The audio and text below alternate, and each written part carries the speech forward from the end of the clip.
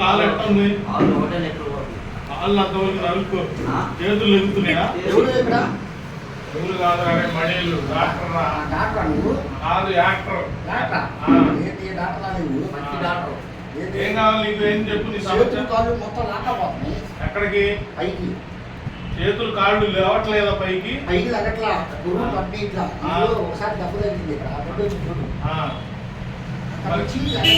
కర్ణాలు ఎగుతుందా పైకి? అది కూడా కిందకి పీకపోతుందా?